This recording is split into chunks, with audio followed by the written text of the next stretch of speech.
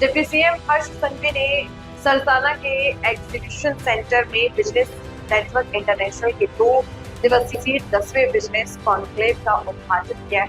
उन्होंने कहा, देश की आबादी में हमारी हिस्सेदारी 5% है। हमारा भौगोलिक क्षेत्र छोटा है, फिर भी जीडीपी में हमारा योगदान 8.2% है।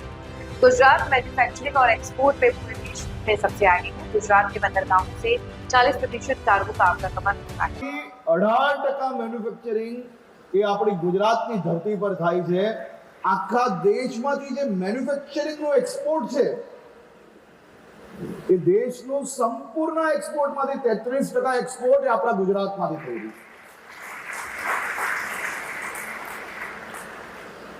છે। દેશના જે કાર્ગો છે જે પોર્ટ્સ પરથી મૂવમેન્ટ થાય છે એ 40% કાર્ગો એ આપણા ગુજરાતના પોર્ટ્સ પરથી મૂવમેન્ટ થાય છે અને આવનારા વર્ષોમાં જે પ્રકારે આપણે સ્ટ્રેટેજિકલી પોર્ટ્સ ડેવલપ કરવાનું કામગીરી કરી રહ્યા છે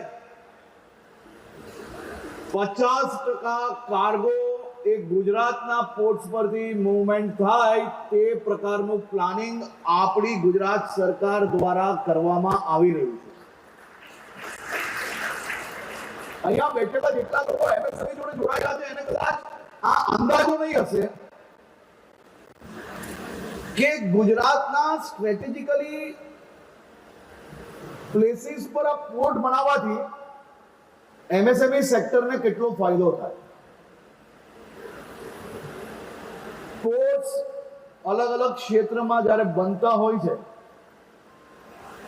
તો એક્સપોર્ટ યુનિટ્સ માટે એ પોર્ટ્સની નજીક એ લોકોનું ડેવલપમેન્ટ કરવાનું બહુ આવશ્યકતા હોય છે કારણ કે ટ્રાન્સપોર્ટેશન કોસ્ટમાં ઘટાડો આવે છે અને જ્યારે આ એન્કર યુનિટ્સ પોર્ટ્સની નજીક આવે છે તો એ યુનિટ્સ જોડે બીજી હજારો યુનિટ્સ બીજા ડેવલપ થતા હોય છે અને એનાથી જ તમારો મારો બધા જ લોકોનો જે વેપારમાં જોડાયેલા હોય એ વેપારની અંદર ક્યાંક ને ક્યાંક વૃદ્ધિ